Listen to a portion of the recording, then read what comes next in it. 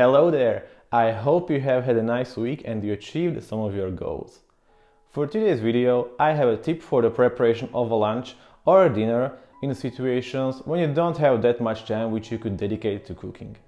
It sometimes happens to me as well, and this recipe is a quick fix for those kind of days. It requires only a few ingredients, which I'll be listing down below in the description of the video. So, let's begin! A quick overview of all the ingredients and we'll be ready to go. As you see, there are a lot of colors and great tastes hidden inside of them. Now, let's preheat the oven to 180 degrees before starting any work on the recipe. The first thing I do is I peel the skin of 2 onions. To make the meal more colorful, I decided to go with the regular and the red onion. Once I peel the skin of them, I continue peeling the skin of garlic cloves. In this recipe, I have used 3 cloves, however, you can adjust the amount of them according to your taste.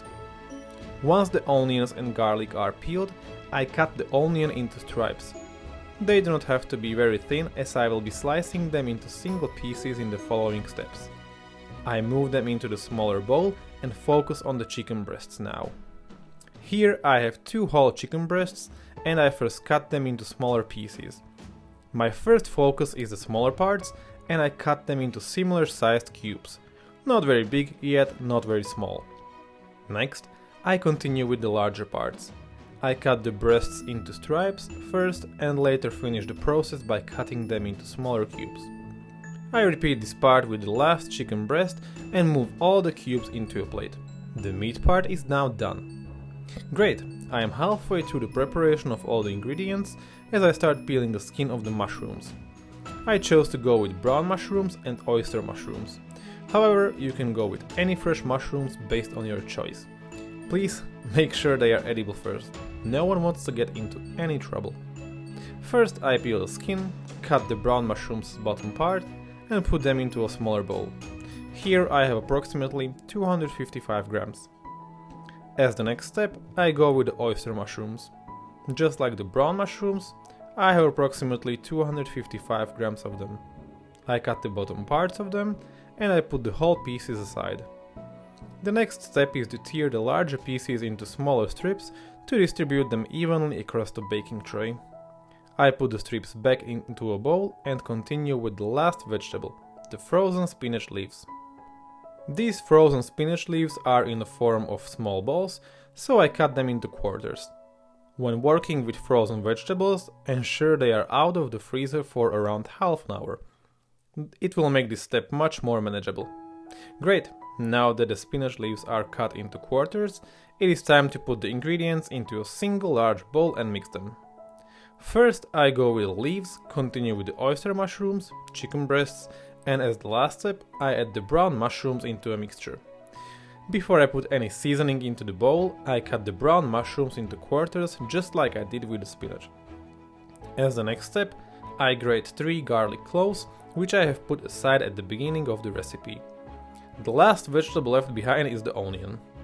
I take apart the slices of the red onion first and continue with the regular white one. The bowl is almost full, which means I am approaching the end of the preparation phase. Next, I add 3 types of cheese: grated parmesan, grated mozzarella and grated cheddar. I also add a bit of black pepper and salt. As the last step, also an optional one, I add a few tiny cuts of red and green cayenne peppers. Now is the time to roughly and carefully mix everything in the bowl to evenly distribute flavors and ingredients across the mixture. Great! I put aside a large bowl and focus on the last few untouched ingredients. I put the baking tray into the middle and pour the 300 grams of rice into it.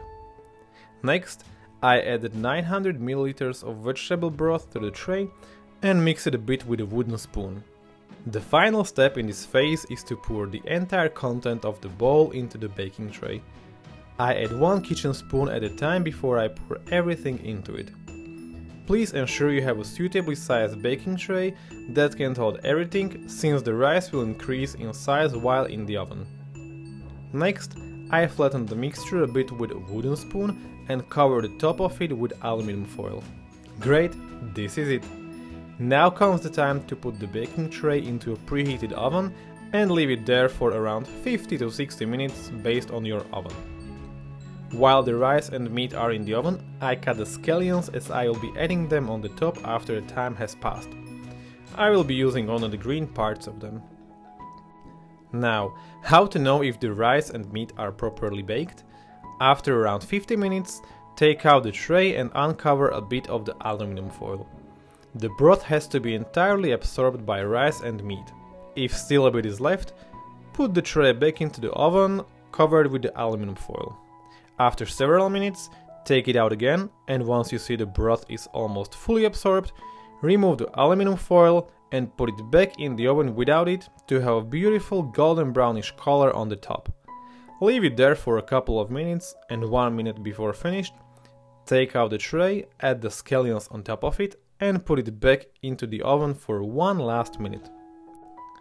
Great, now comes the time for serving. I usually cut it into half and then into smaller parts based on how much my guests or I would like to eat from it. Colorful, protein and flavor-rich dinner is ready to be enjoyed. Thank you for watching today's video. I hope you enjoyed the process of preparing the meal. I'm going to enjoy mine right now and I will see you in the next one. Goodbye!